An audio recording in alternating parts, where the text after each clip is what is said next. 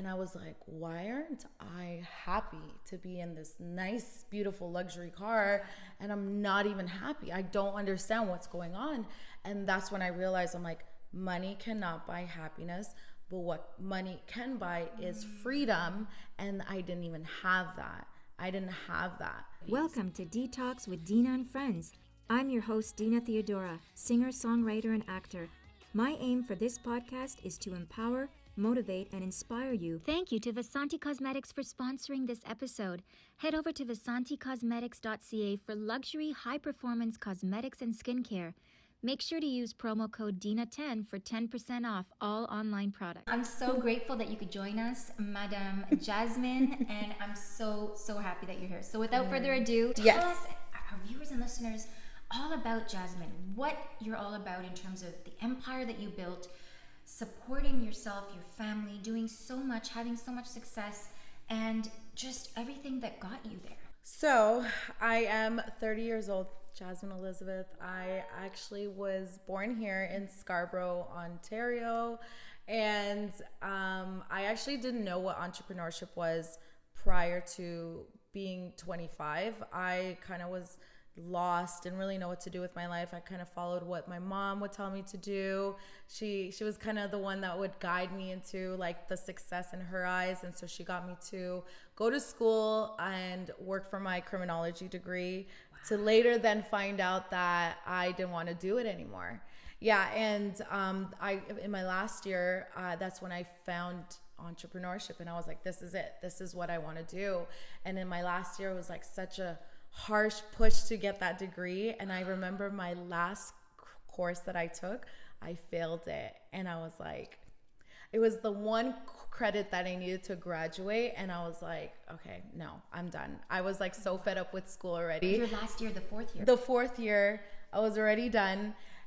One more course or one more credit, and I failed it. And that's when I was like, you know what? I'm going to take a break. I'm going to focus on what I really want to do, and then I'll go back. And then that's when I started getting into entrepreneurship more. And ever since then, it's been history. It's been a crazy, wild journey. And I can't believe that like 5 years later, we're here building a huge empire of women, like-minded women. And yes. I just love that you're doing this as well too, because it's empowering other women, and that's what I'm all about. So. I'm so excited. With that said, I mean, you're helping so many other women, and I think that is just so empowering in and of itself. What was it that got you? Okay, you finished your school. How did you come across this whole entrepreneurship, this whole thing that just brought you? So it was never like in my mind where I was like, I'm going to be I always like to say the shampoo dealer, because that's what I do. I sell shampoo, I sell hair products, skincare products. It was never like I woke up and I was like, this is what I want to do for a living. But what I always knew I had inside of me was big dreams that were hidden. But they were there. I always knew I was meant for more. And then I just found the right vehicle to amplify that and make that come to life. Wow. Yeah. How long did it take you to have real success within the company? So I would say, I've only been with the company for 2 years, but I came in with experience. So I like to always say that it took me 5 years to get to where I'm at, 25 to 30. Wow. And it has been a journey. I got distracted on my journey, on my entrepreneurial journey. And I had to go through experiences to really take this journey seriously and get to the big goals that I had for myself. I built this business, I always like to say, pissed off, because I just had that burning desire to prove to myself that I could do this on my own, for myself, and not having to rely on anyone any longer. Are you allowed to share what the name of the business is? Yes, Money. So Money Canada is Money Global, because it's in the US as well too. Yes. And it's a vegan hair and skincare product. So well, hence the hair, it's so beautiful, and Thank the skin you. so beautiful. Thank you. I've heard so much about it, but just to see you kind of skyrocket and help so many people. How many are on your team? So I have over 5,000 people. Yeah. Customers and people who are building the business. And it was 5 years of So I started Imone 2 years ago, and I built that customer base and business partners all around the US, Canada, now in Spain, now in Australia. I'm recently building a team out in Australia. We just launched out there, so it's insane. Yeah, it kind of just aligned perfectly when I first started. Before that, I was I was on and off, like with my alignment. I was always like doing things that were out of alignment with my morals and my beliefs, right? So then when I got with Monet, I was like, okay, this clicks. I love beauty products. I love women empowerment. I came in with experience already, so let's just roll. Let's get it going. And everything just flowed. Wow. And you brought so much to the team. I can imagine.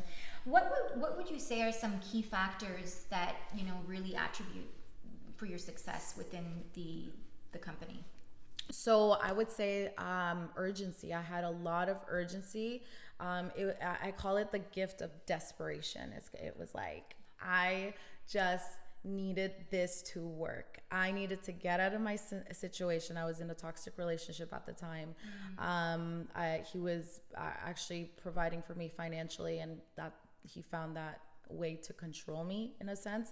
And so that was pretty much my drive to like, I need to prove to myself that I can do this for myself and I don't have to be in a vulnerable situation like that ever again, right? So the gift of desperation, built the business Fista, built it to the point where I was like, I need to prove to myself and other women and be the person who overcame that example that other women can do this as well too. And what an example you are, and you became. And I mean, it's just something like you said, and we're going to touch on it now. Yes. Financial independence in women is so important, as well as emotional and intellectual. Everything really is, great in terms of independence, but you struck something there. So how did that hold you back in terms of the finances within the relationship? So pretty much just controlling in ways where, oh, you don't need a job, like let me provide for you. But then in other ways it's like, where are you going, this and that, always like just jealousy, insecurities and stuff like that. You felt like you didn't have your own, and I did, like, it was kind of living in his shadow. Like I was living in his shadow, and like there was no freedom. So for me, I found myself depressed in that scenario. So I had a life of luxury with him, but it was all his. It was nothing for me, and right? At what point, you put your head down at night, you put your head to your pillow, and would those thoughts come to your mind, and how did you deal with it? What would you say to yourself? You're happy, you're living this life, and then one day it's just, what did you do? Yeah, so on social media, it was totally different. People probably thought, oh my God. Yeah. And that's why I always say you can't compare people to people on social media, because you don't know what's going behind the closed doors. And I was that person where I was, I had all the luxury things, cars, clothes, everything, house. And people were probably like, wow, I want her life. But for me, I was like, no, I'm not even happy. And that's when I realized money cannot buy happiness, but what it can buy is freedom. And I didn't have that. So that's what made me really low and realize, like, okay, I need to do something different here. What a dichotomy of freedom. Money can buy, what did you say? Money cannot buy happiness, but what it can buy is freedom. And that's what gives people happiness, is the freedom. But yet you felt that you had so many things, and yet you still had nothing. Yeah. It was, it came with a price, and that price was my peace. So that was when I realized, I'm like, I remember I was sitting in the car that he gave me, and it was a very luxurious car, and I was like, why aren't I happy to be in this nice, beautiful luxury car, and I'm not even happy? I don't understand what's going on. And that's when I realized, I'm like, money cannot buy happiness, but what money can buy is freedom. And I didn't even have that. So were you happy within the relationship at that point, though, other than the finances being all his? In some sort of way, yes. But then he had a lot of toxic traits that would it would just rob me of my peace. Okay, so it wasn't as though everything was perfect and it was just that he was just the sole breadwinner. Yeah, he was the sole breadwinner. That's Twist it. here, if everything was fine and he was the sole breadwinner and you were still in that situation, would you still have stayed? If he wasn't toxic, like if he wasn't, yeah, I would have still stayed. If he treated me right, with respect, and he had, like, we had value. You to have your own work or entrepreneurship. And you know what? And this is what sparked me to join Monet, because my business partner out in Miami, she was a stay-at-home wife, and she found Monet, and she's like, oh my God, I want to prove to myself that I can do this. But she had a respectable husband that she loves off, and they're like power couple goals.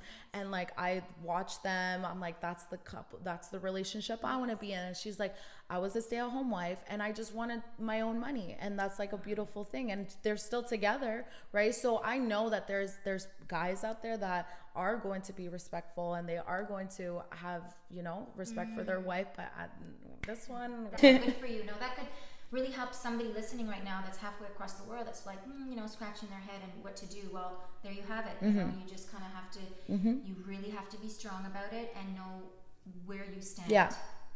When you're at a crossroad. Yes. And that way you will never settle for anything less. Right? Always put yourself first. And that's not in a selfish way. No. Because in terms of like, it's like, how can a doctor help other patients? How can somebody help others if they cannot help themselves? Right? Exactly. I love that. Exactly. How do you recommend cultivating a mindset of abundance, towards everything that you do? Okay, so a mindset of abundance. So so I feel like society has programmed us to think in lack, like always thinking of the things that we don't have, and there's not enough of this and not enough money in the world. Consumerism. Yes. So I believe that we were programmed to think this way, and I always tell everybody, there's not a shortage of money in this world. There's just a shortage of people with the right mindset, right? So abundance is everywhere if you start believing and having that mindset of like, hey, me cheering somebody on isn't going to dim my light. Like it's not. I always say the mailman is coming. The mailman is coming. So when you cheer your sister, your side sister on, or your family member, your friend, a girl that's on social media, and you see that she's accomplishing huge things, that you cheering for her is not dimming anybody else's life. So why don't we spread more women empowerment and cheer one another on? Because the mailman is coming, which means it means like, what's going to happen next? The neighbor is going to get the mail, then you're going to get your mail. Yes. You have to always understand that it's always going to come for you no matter what. Everyone has. When they're gonna, there's no shortage of money in this world. It's just a shortage of people with the right mindset. I love that. Thank you to Vasanti Cosmetics for sponsoring this episode. Head over to vasanticosmetics.ca for luxury, high-performance cosmetics and skincare. Make sure to use promo code DINA10 for 10% off all online products. Thanks again for joining in. Make sure to subscribe, like, share, and comment below. Make sure to also find us on Instagram @DetoxWithDina and my personal page @DinaTheodora. Stay tuned and catch you next time.